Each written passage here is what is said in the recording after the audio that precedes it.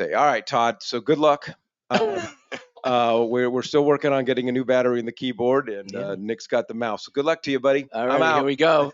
Welcome, everybody. Thanks for joining us today. Today, we're going over the market statistics for the week ending June 19th for the greater Phoenix metropolitan area and suburbs. Let's look right at it. 68 days closed on market, a 1.91 month supply. Absorption rate is at 52.3. Average list price is at 809,000. Average sale price at 595, and our list price to sale price retention at 98.13.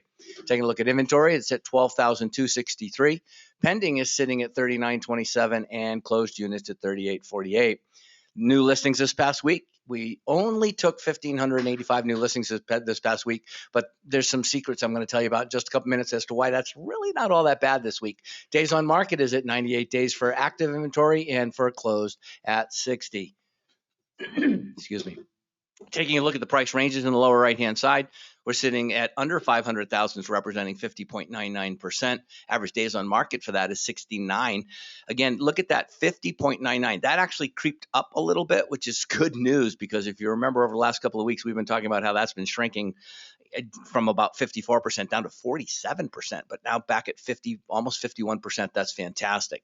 Taking a look at the $500 to $1 million category at 34.3, running at about 77 days on market. And again, that one is pretty stable at 30, somewhere around 34% of the entire MLS inventory. $1 million homes, we maybe over time, Mike, are going to have to expand this section a little bit, because obviously so many properties today are over $1 million that it really doesn't give it justice, because there's about 20 categories of $1 million and up homes. And I think it's really important to see some of the, if you have a 1.2 or 1.4, 1.5, $1 million listing, and you're taking a look from that perspective, there are some unique things that are happening in those pocket numbers. And I think it warrants us doing that. Spacebar. Spacebar today? Okay. So here we go. So now we're at the spreadsheet. Everything's up and running. Taking a look at the spreadsheet. This is where everybody gets to be the statistician here, because it tells you, right, week over week, year over year, month over month, all in one spot. So 1,635 new listings this past week. That wasn't good, but it wasn't bad. 2,700 listings were taken the year before, 2,400 the year before that. So it's basically saying we're about 800 to 1,000 units off of where we should be at this particular time, because remember, this is when people are out of school, kids are out of school, people, yes, are on vacation through August at different times. However, this is the time when we're always having the majority of our listings hit the marketplace. So we're not. It's short, which only means one thing. The inventory is going to continue to go down.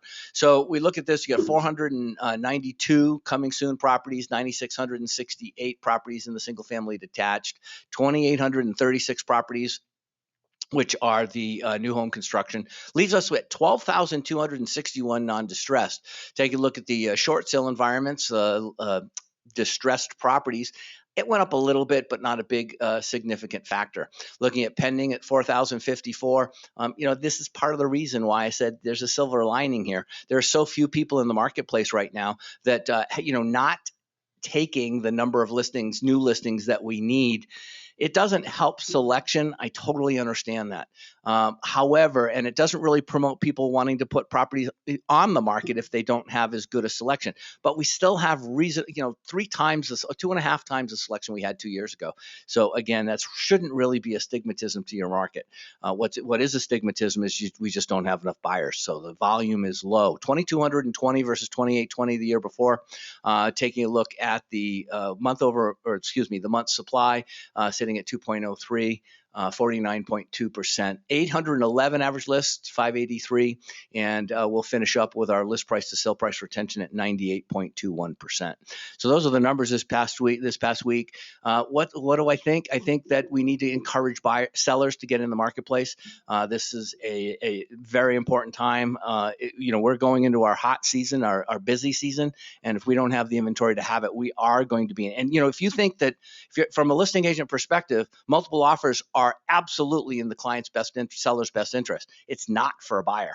And so as a result, if you're working with buyers, we really don't want to see that. We don't want to see the interest rates really drop down. We don't want to see there be so few people that all of a sudden everybody jumps into the marketplace at once and we got no inventory. That'll be a huge problem. Yep. That's the numbers, Mike. All right. Appreciate it. As always.